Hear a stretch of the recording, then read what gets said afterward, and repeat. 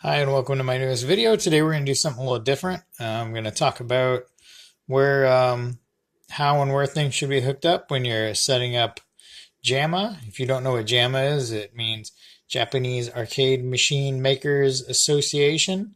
It was established in Japan, I believe, I don't know, 70s, 80s, whatever it was. I'd be making it up if I threw a number at you right now.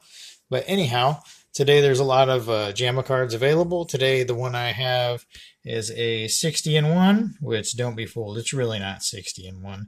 There's a lot of what do you call it, hacks and speed ups of different old games. Like there'll be like uh, Pac-Man Plus, and it'll just be like a sped up version of Pac-Man. But anyway, there's still 40 plus.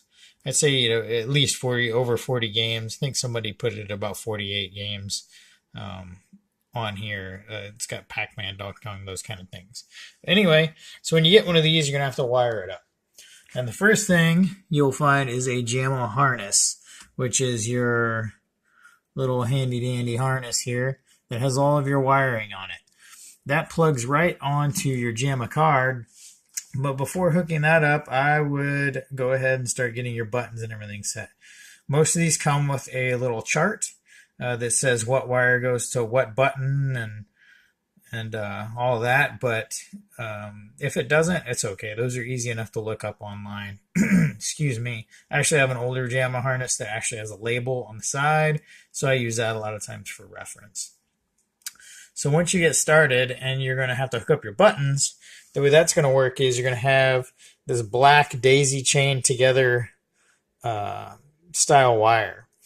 And that is going to run from your JAMMA harness through all of your buttons. All of your buttons are going to have that black wire hooked to this bottom piece right here. Let me get a different angle. Okay, so that's where all your grounding is going to be. Your buttons are not going to work if you don't have them grounded. So you're going to run the grounding to all of them. It's important to remember that this has to go to all of them because you're going to have to do this in a way that you give yourself enough wire to get all the way across your control panel. So pick one that's pretty close to where you have your actual JAMMA card, start there, and work your way across. Excuse me. So once you have the wires all grounded, then you can actually put the wire that corresponds with the button you're wanting to hook up. And when you do this, you're going to put it on the what would be considered the bottom tab if this was shut. If you put it on the other one, it's not going to actually fire until you let go of the button. So like right now, when I push, it fires, and then I let go. If you were to do the other tab, you would push, nothing would happen until you let go again. So moving on to your actual joystick, you have basically the same micro switches that you have on the bottom of these, but they're sideways in there. So again, you're going to have to do the grounding on all of the outside ones, and then you're going to have to do your wire that corresponds with that particular button. So for going up, it's actually one of the buttons down here, not up here, because this bottom part of the control goes down and pushes that micro switch. And when you're ordering the joysticks, a lot of times these 60-in-1s come with one, but you're going to need a second one. I made a mistake when I ordered mine. I ordered two different lengths. So my second player one is a little shorter than the first one. I haven't replaced it because it doesn't matter that much to me. It still works just fine. It just looks a little funny. If this was like a commercial cabinet that was actually going to be out somewhere where people saw it besides my house, I would do it differently. But moving on from there, you're going to have a power supply. So hopefully this light is giving a good enough view of the power supply. And for the power supply, what you're going to have to do, besides hooking up your black ground wire, your yellow 12-volt wire, and these are coming off of the JAMMA harness, and the red 5-volt wire, you're also going to have to hook up a power cord. Most of these do not come with a power cord. You're going to have to make one. And the way I made one is I took an old plug off of an old computer monitor. I cut the end off. I spliced these three out. I put my ground and then my two other wires here. It doesn't matter which way you flip these as long as they're plugged in there, and your ground is in this top one. So your bottom three here, that's your power. Excuse me.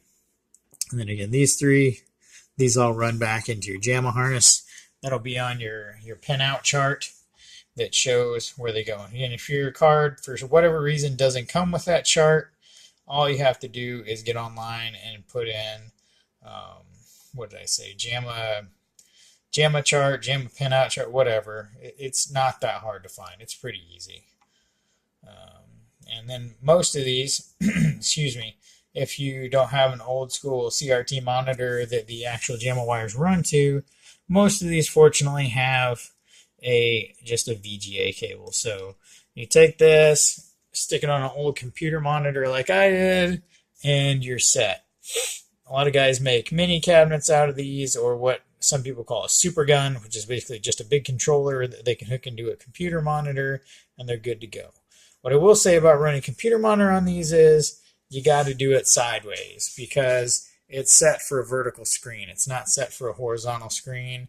And unless you have some kind of screen that you can adjust the direction or whatever on the screen, it's going to have to be vertical. And it would look really messed up if you put it on a horizontal screen anyway. Excuse me. Now, there are a lot of these different cards. There are ones that are horizontal, but that would be more like my Pandora's Box that runs Metal Slug and lots of Neo Geo games. But this is more for if you're looking for the really old school games like Pac-Man, Galaga, etc. So again, you're going to have to wire up all of your buttons. Daisy chain black ground goes on the what would be the bottom if this was shut. The wire that goes to your corresponding button goes to the tab closest to the ground, not the other one.